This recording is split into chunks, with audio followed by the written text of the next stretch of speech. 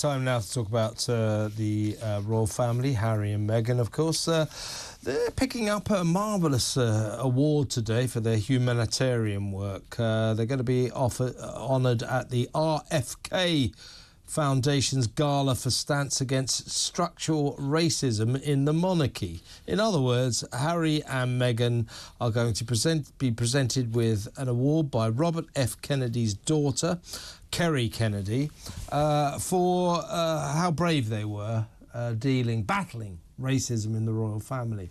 There's two things about that. Should they be taking that award for that reason? And secondly, is there any racism in the royal family? Is there structural racism in the royal family? I don't think there is.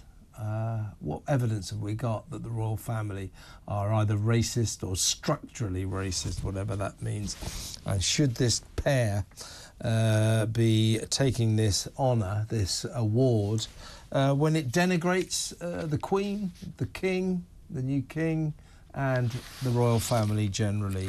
What is going on? Let's talk to TalkTV's royal editor, Rupert Bell. Good afternoon, Rupert.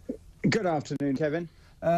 This isn't on, is it? I mean, I don't mind them picking up a humanitarian award for anything, even though I don't think they particularly deserve that sort of thing. But if that's what makes them happy, by all means, decorate yourself with these meaningless baubles. But the reason for this award is, according to Kerry Kennedy, who will be making the award, the daughter of Robert F. Kennedy, that Harry and Meghan so bravely stood up and battled structural racism in the royal family. So they're endorsing this view that the royal family is racist inherently, aren't they? And that, to me, seems all wrong. It feels very uncomfortable. It's yet another slight at the royal family, and that includes Harry's father, the King, and other members of the royal family, perhaps his brother. Look, they've made these allegations some time ago, but they've nothing stood up, and they've never been able to really come out and say this is the problem. So it's actually, you know, it's what they do. They put things out there, and as a result, people think they're being terrific. The problem about the royal family, we know it's an old institution. It will probably have some very old-fashioned things, and there may be one or two people who probably have ideas that aren't necessarily of the time. But as the individuals at the sort of heart of the royal family, I would suggest that they are not racist. And this is the issue, because they're getting this award. They're going to be feted in New York as they are the great pathfinders, and, you know, they're bashing down the monarchy. Well, you know, what's the Americans got to do? It's a British institution. We don't have a monarchy, and yet they are getting the award for an institution they don't want to be part of and want to divorce themselves. Yet here they are getting an award for everything that feels bad about what their agenda since they have left the royal family. It is to have a continuous swipe at members of their family, and I'm afraid that it feels as if it's all been driven by Meghan, and this is, it feels uncomfortable, I think, for a lot of people, them getting this award. It totally does, and the reason it feels uncomfortable for me, and I'm sure millions of other loyal subjects of the royal family here in Britain, is that I've never seen any evidence whatsoever that the royal family are racist. Yes, well, of course, and there was the Queen, you know, there was issues about supposedly the colour of their son or their child they would have, that someone was made some comments.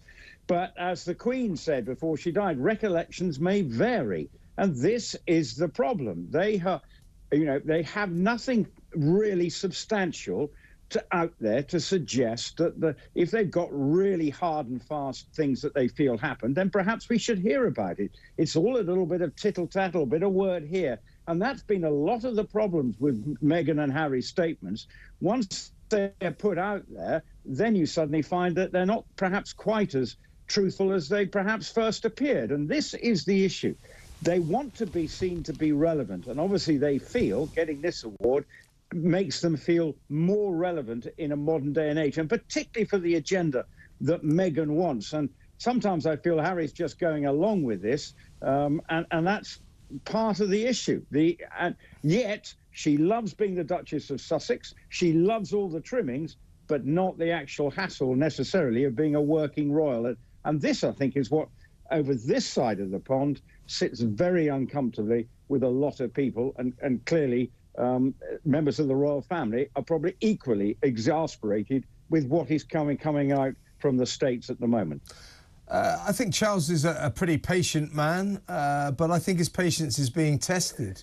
I mean, we heard that he's really had it with Prince Andrew. Andrew will not stop banging the drum about being allowed back to do frontline royal duties. And Prince Charles, or King Charles, apparently has angrily put his foot down there.